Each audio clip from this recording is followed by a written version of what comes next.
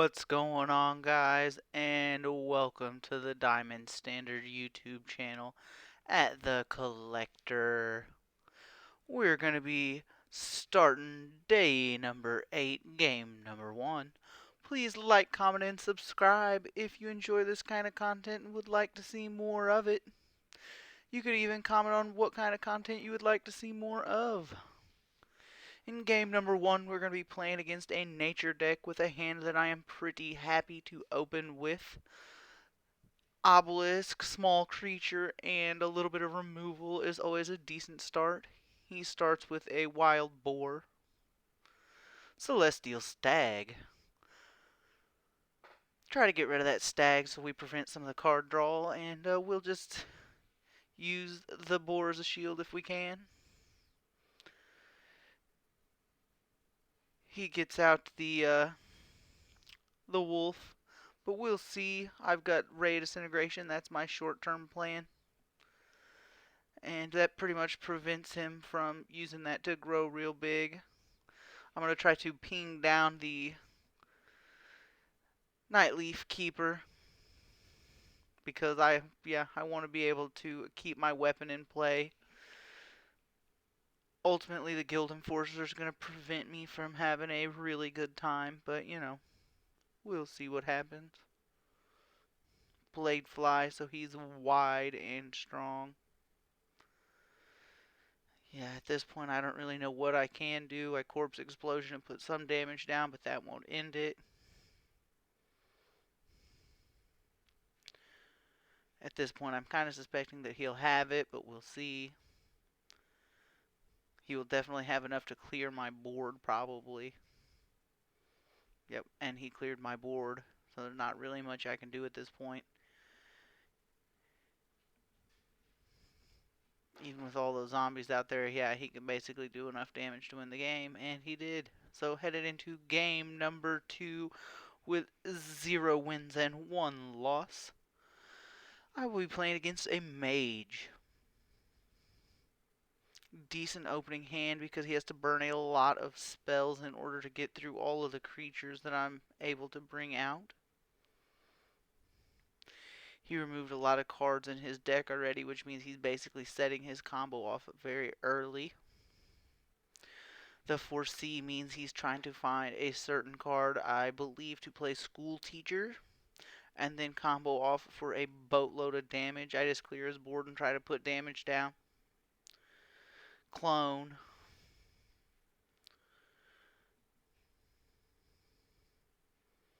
Card draw to see if I will be able to get something going. Clone again. Which means he's got a whole lot of combo going off in his hand. I anticipate it's probably this turn that he will end it.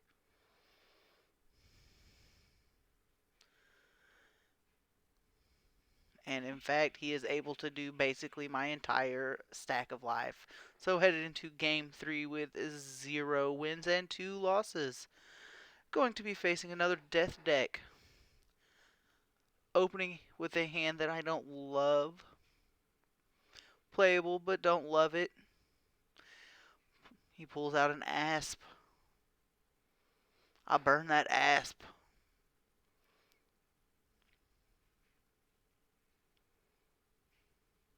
He Curse of Greed. At this point, I'm still just doing damage, getting little pokers out. I don't have a lot going on. He apparently doesn't have quite much happening at this point either. Kills his own creature. He's not threatened that much.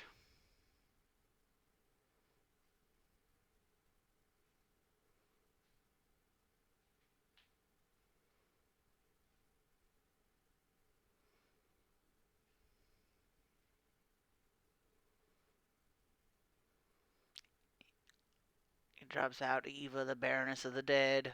I don't really know what to do. I end up playing a Voracious Fiend, and I decide to just put down damage on him, because I think I might be able to Corpse Explode him down next turn. Sulfuric Rain doesn't really scare me too bad.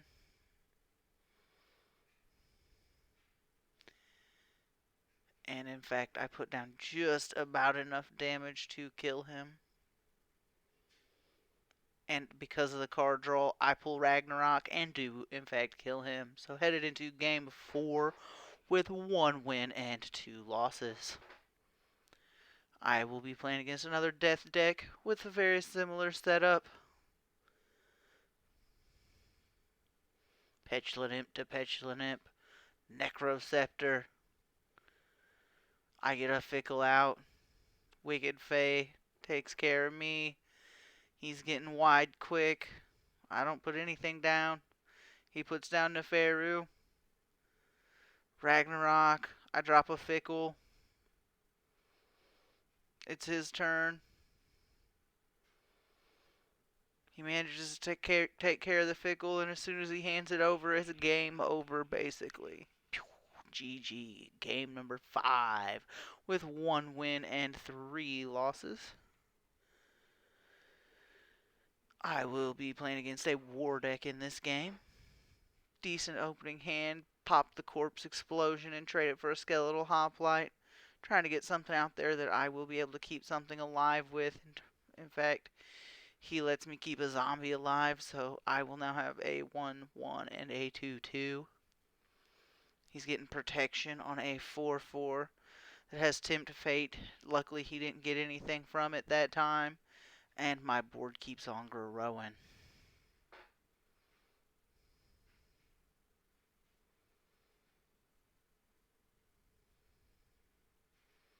He kills my creature with armor and swings on me to keep his protected.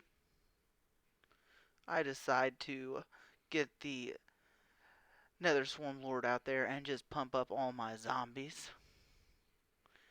Protected, ward, a boost, and Twin Strike. That's some pretty serious business. I kill that sucker, get out a Skeletal Hoplite, and pump up my Fickle, and also make it so I have a 2-2.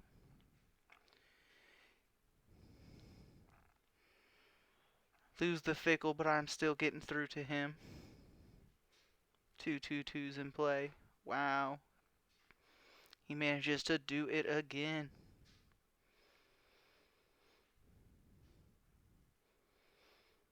Try to get some taunt out there to keep my nethers alive.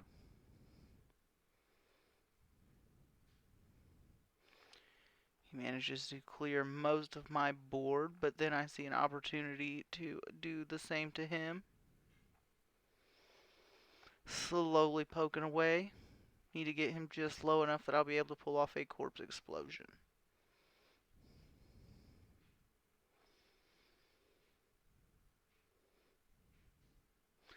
I'm thinking it looks like I can almost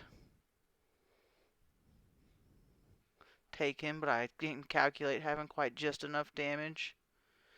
So I take another turn to run his board down. He plays his hand all out and thinks putting some damage down on me is the move.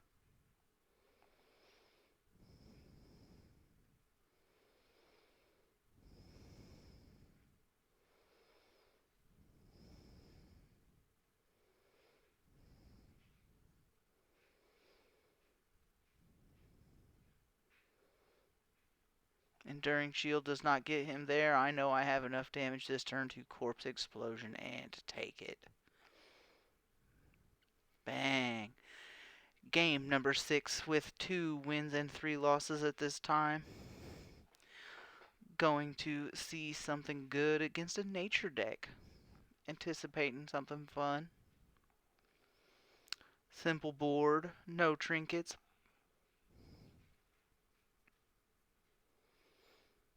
I'm coming out a little bit heavy. Both of his pings hit 1 and 1, so I stay as wide as possible.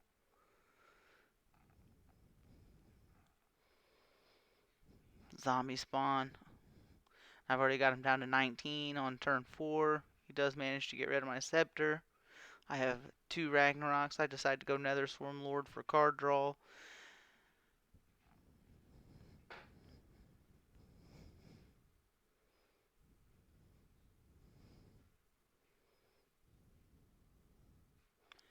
I just keep poking him because I know I'm holding 6 damage with Ragnarok in my hand.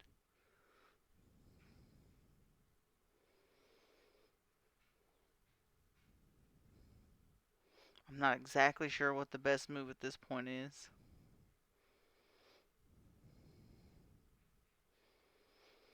I slow him down and put just a little bit more damage down.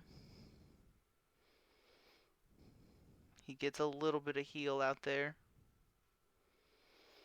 I play a zombie that should put a second zombie out, but he knows that's coming and gets rid of it. And I'm thinking desperately what I'll be able to do in order to try to slow him down.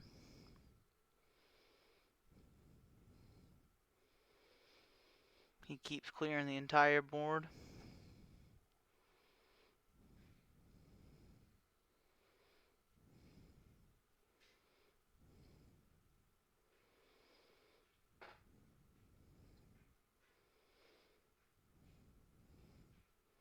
He's at 12, and at this point, there's pretty much nothing I can do.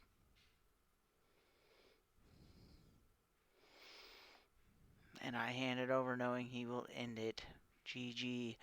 Game number 6. Headed into game number 7 with 3 wins and 3 losses. Now I will be facing PPP. PP Pants.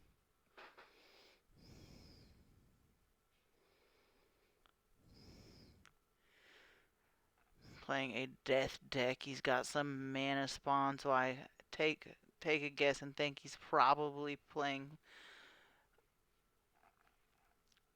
control at this point, but not totally sure. And then I see a Necroscepter, and it freaks me out because I'm not positive what his run is going to look like at this point. I know that I basically need to kill off his zombies because that prevents him from making his scepter activate. But I also want to just keep putting damage down on him and healing, getting wider.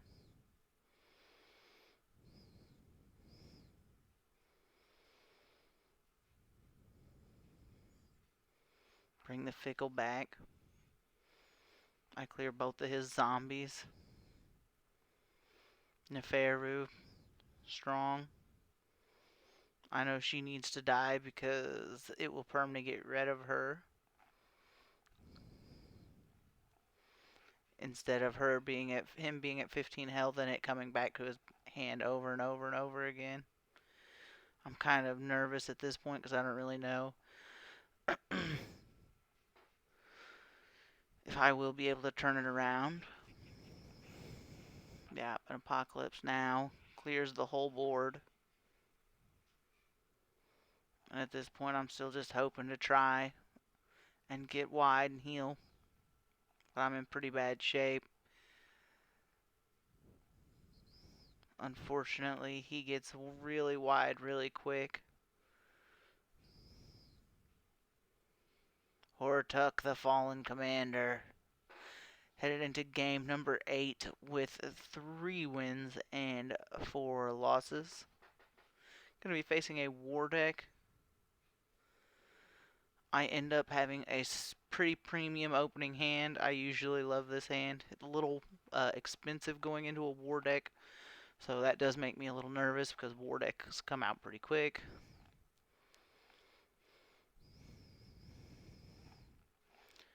This war deck did not disappoint. It certainly came out with some speed.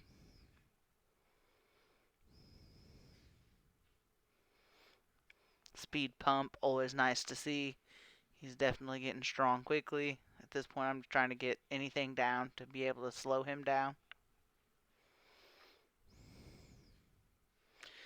He decides to just try to run it down. He stands a pretty good chance at this point, but then the Ray of Disintegration at the right timing basically allows me to clear his entire board. And then I'm still wide and his hand is pretty slim.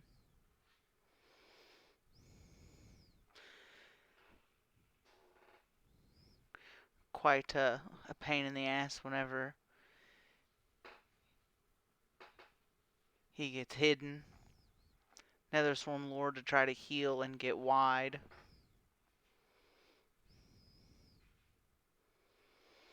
He needs to be able to do 12 damage in one turn. I don't suspect he'll be able to do that or clear my board, and he ends up surrendering, which is nice. So headed into game 9 at 4 wins and 4 losses. Pretty satisfied with that. 50-50, it's not great, but staying even is good for the day.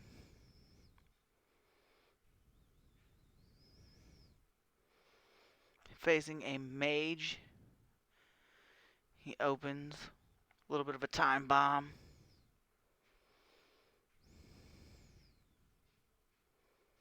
Managed to keep the creature with armor out there. I think he's ended up going to use some kind of cloud kill, I anticipate, because it'll take out, deal 1 damage. The armor is nice, keeps a creature out there. Fickle Cambion. Shaped Blast, a giant pain in the ass, clears my whole board. I basically have nothing in my hand. Nightleaf Trapper, so it makes my weapon useless. So at this point I start getting pretty concerned because I'm not really sure what I can do to turn it around when he's got a full hand and a lot of control, but of course I will drag it out as long as I can if there's any chance of winning. Lambasting Wand, he's going to put down every little bit of damage that he can. I go Nether Swarmlord for some card draw and some hope.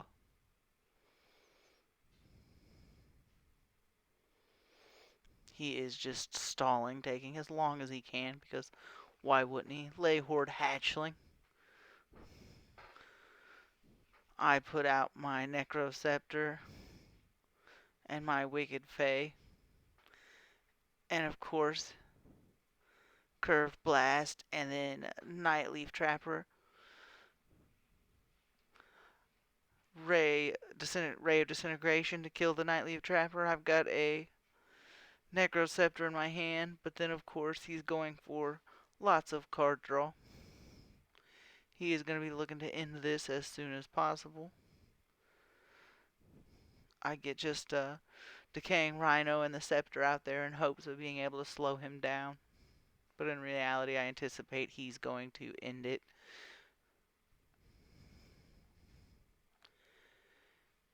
And in fact, I pull a Ragnarok, and he is definitely going to have enough damage to end it right there. So game number 10, I forgot to film, and I lose. So I am 4-6. My overall score for the day being 4-6. I still earned 9.769 gods. Thank you for watching.